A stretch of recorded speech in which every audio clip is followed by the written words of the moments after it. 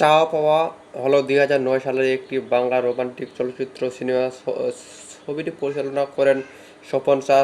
ছবিটির মূল আকর্ষণ ছিল প্রসেনজিৎ চ্যাটার্জি, রচনা ব্যানার্জি এবং অভিষেক চ্যাটার্জি। বন্ধুত্ব, ভালোবাসা, আত্মত্যাগ এবং ভুল পরিচয়ের আবেগঘন গল্পকে কেন্দ্র করে ছবিটি নির্মিত হয়েছে।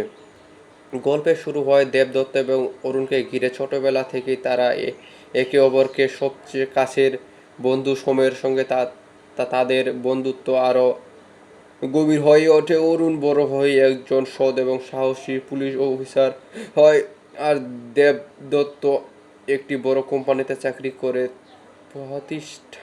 প্রতিষ্ঠিত জীবন গড়ে তোলে। জীবনের বাস্তবতা মাঝেও তাদের বন্ধুত্ব কখনো ফাটল ধরেনি। দেবদত্ত একসময় কবিতা নামে এক সুন্দরী ও মনের দিক থেকে অন্তত ভালো মেয়ের প্রেমে পড়ে। কবিতা দেবদত্তকে গভীরভাবে ভালোবাসতে শুরু করে। তাদের সম্পর্ক ধীরে ধীরে বিয়ের দিকে এগোতে থাকে। অন্যদিকে কবিতা চায় তার সবচেয়ে কাছের বান্ধবী কাজলের সঙ্গে অরুণের বিয়ে হোক। দেবদত্ত এই পরিকল্পনা খুব খুশি হয়ে দুই বন্ধুর স্বপ্ন দেখতে শুরু করে। একই দিনে তারা দুজনে বিয়ে করবে, নতুন জীবন শুরু করবে।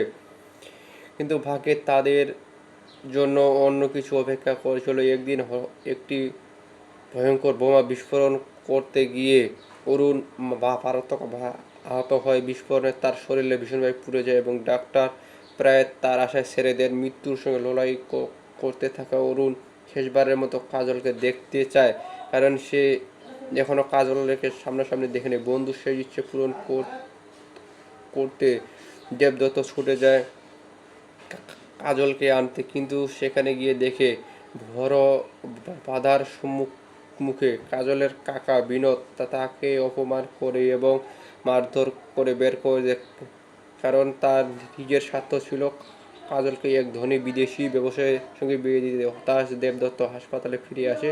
তখন সময় দ্রুত ফুরিয়ে যাচ্ছে।